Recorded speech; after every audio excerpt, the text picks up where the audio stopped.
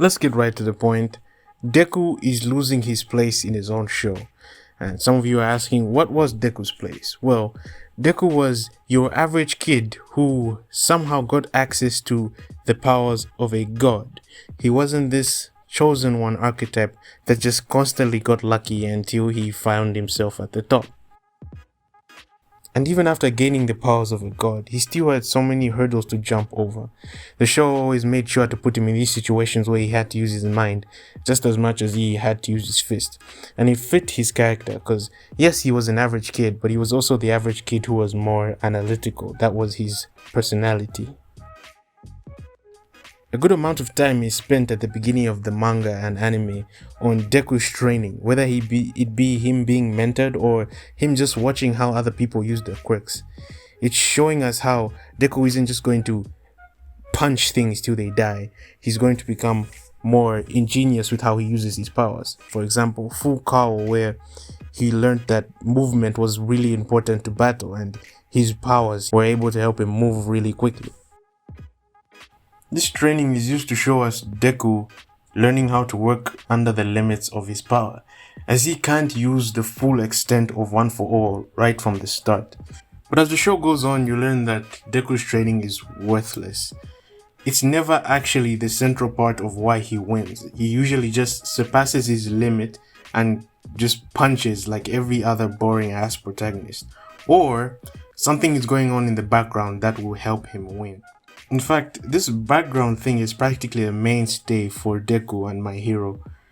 Try and think of one fight Deku won without some kind of background interference.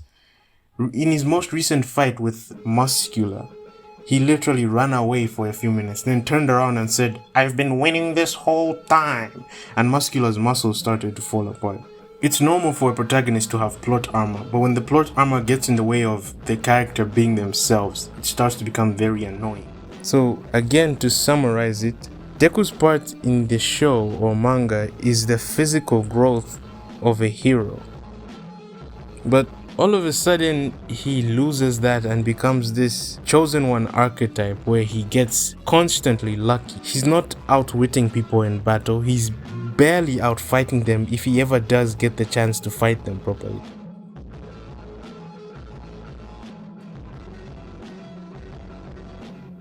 For example, one of the most unsatisfactory fights for Deku was the training arc, Class A versus Class B, where Shinso finally decides to join the hero program.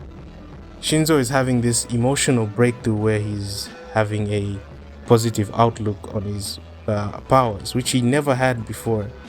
And due to this, he's been spending a lot of time training with the Eraserhead, and when the fight finally starts, his training pulls through and he gains an upper hand from his team against Deku's team. But then all of a sudden, Deku just gains these new abilities which give him the upper hand and he defeats Shinso's team. One new ability doesn't really justify calling him a chosen one archetype, until the point you realize that he actually gained 8 new abilities, the extra 8th being the ghosts that protect him from telepathic attacks. Deku did nothing to earn these powers. He's the 9th One for All user and he's the first one to ever unlock this ability of extra quirks because he's lucky. Constantly getting lucky kind of defeats his purpose of being the representation of physical growth. You don't feel he deserves any of these wins.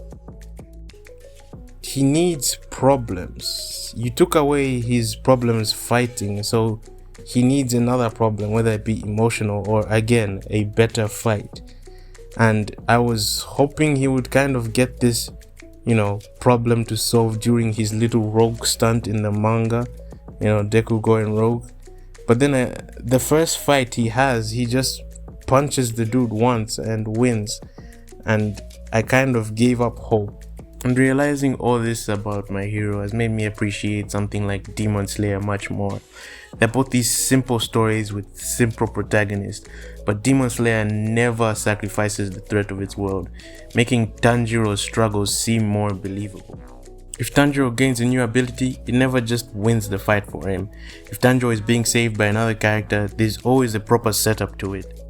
Not to mention, Tanjiro's backstory kind of gives him more personality than Deku's. To summarize all this, I just want to say, a story is about solving a problem. And at the beginning of My Hero Academia, we are told that this is the story of how Deku becomes the #1 hero. So, when Deku can blindly fight a dude who can destroy a whole town with one hand and come out unscathed, I know that he will be the greatest hero ever. Therefore, the problem has been solved, and I don't care about Deku's story anymore. And that's why when Deku is on screen and there are other characters going through more interesting arcs like Endeavor, it kind of gets annoying that he takes up that time. They've taken away Deku's problems, and therefore they have taken away Deku's story.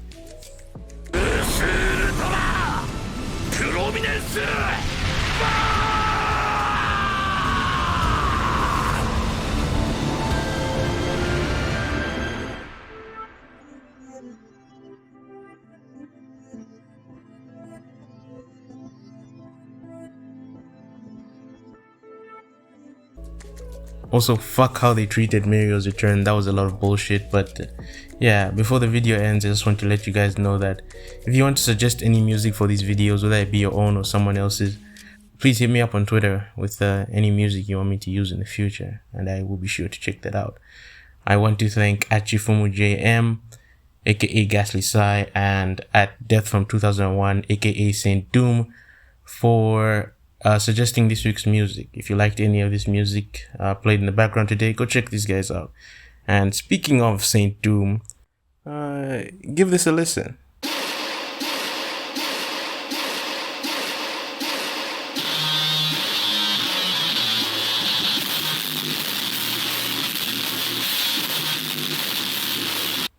Yeah, Saint Doom has been a really cool guy to me on Twitter. We met through mutual friends. He's also come to record a podcast episode with us, which should be out really soon. But yeah, go check out his music. Go check out his album. It's really good industrial hip hop.